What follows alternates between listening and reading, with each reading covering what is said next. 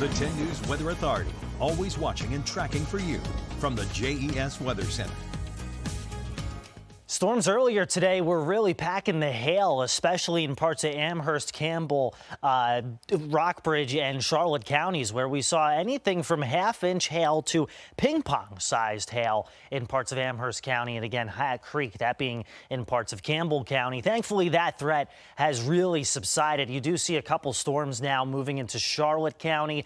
A little bit of growth with this one right on the Campbell and Charlotte County line, but it doesn't look like anything major or severe at the current time. So that's at least some good news. Got a few other storms that are trying to move into the Highlands, but the general trend has been for them to be packing some lightning with them in West Virginia. And then as they move into our area, they start to fizzle out a little bit. And you'll kind of see that on the wider view as we look toward the west and the left-hand side of the screen. Yeah, we've got some storms out there, but as of right now, you've got on the Wythe and Pulaski County line a stray downpour and then a downpour that in Christiansburg at one point had some lightning with it. It has now weakened. So the reason for that is, yes, we're warm here at the surface, but we're also warm above. And in order for storms to grow, they need the air up top to be cooler than the rising air. So right now it's kind of hitting a cap. It's almost hitting like a brick wall. So these storms, they try to rise, then they fizzle out. So here over the next few hours, not expecting a whole lot to be out there.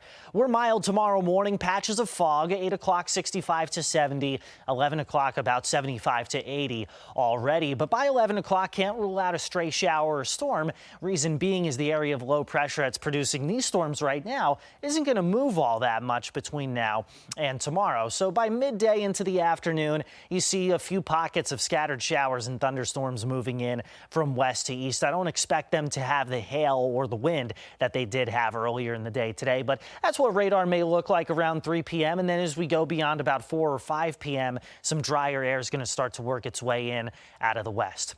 So for tomorrow in the NRV and in the NRV tomorrow and Wednesday, we'll be about 75 to 80 degrees. We'll be in the 50s Wednesday and Thursday morning. So a sign that humidity levels are going to start to dip just a little bit.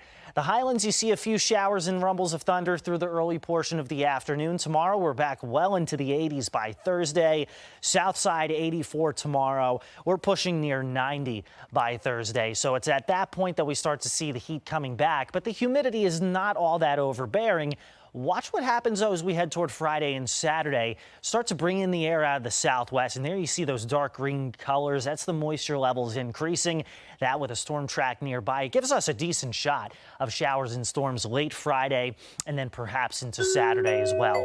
So here's your extended forecast. Roanoke Valley, low to mid 80s the next 2 days. We're pushing 90 from Thursday into early next week. So if you were asking for summer last week, you've got it in full supply, especially starting Thursday. We'll see a few showers and thunderstorms late Friday and then again Saturday, and kind of a typical summertime pattern taking over from there heading into the weekend.